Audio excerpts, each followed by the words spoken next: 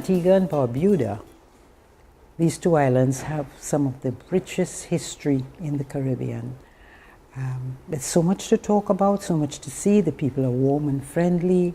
From the word go, when I came out of my mother's womb, is hard work, hard work. I handle everything, without picking and stealing, to get me where I am for today. Yeah. My grandmother mother was a slave. Yeah. When them opened up the sugar cane, that was the staple of Antigua. We used to do the grind the sugar cane, and we have to go and cut the canes and chip up, and they take the cane and take it into the mill.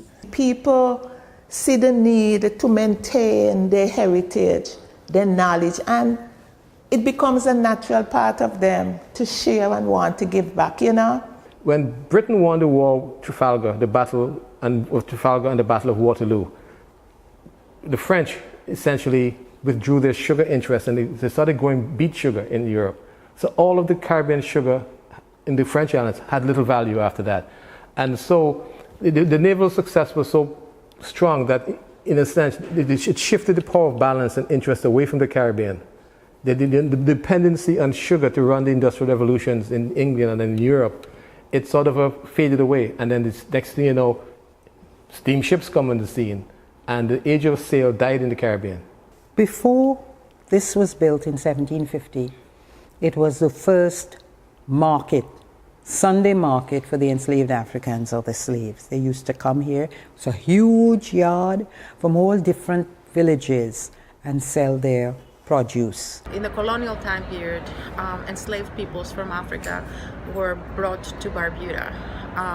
The history of the peoples in Barbuda is slightly different than the stories of slavery in the rest of the Caribbean. It was not, it was still very, very harsh, but Barbudans became part of an experiment. They were allowed to live in a village. And the Codrington used this as a lookout point for ships. Now just imagine out to sea, looking into land, you can't see this building because it's hidden. So, and you see a light, you're going to head for the light that you see. And then the treacherousness of this area, as soon as anything happened, you're right on the rocks. Most of the monies came from Barbuda, from shipwrecks. The white folks decided that on Sundays, the horses should take a rest, so that on Sundays, they recruited the black people to pull the masters to the church.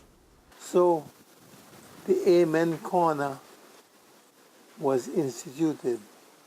You had to be in a position where you were there when they said Amen. And when you heard Amen, you had to start making a move to collect your master. People believe that slaves were bred in Barbuda. It was said that the taller set of people were taken to Barbuda and they were reproduced. And if you notice, the Barbudans are very tall. I know for certain that Barbuda did produce tall people, and it seems as though they were sent there for that particular reason. The band from here went straight up the road, over the place, into the Victoria Park, where they had a gazebo in the plain and the little kids running around with the film. And I remember losing the arse of my trousers. I wanted a garage and I went down and I lost my trousers. So Granny says, next trousers, she put a little saddle in all my trousers. And the boys would say, a patch in the arse, a patch in the arse may pass. Patch in the knee shows poverty. To share my dreams and aspirations, but now my search is over. I don't have to look anymore, 'cause I feel safe and warm in your arms tonight. Feel like I'm in heaven when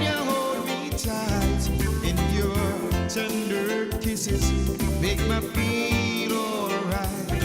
I feel safe and warm in your arms. You're everything I prayed for. Should I found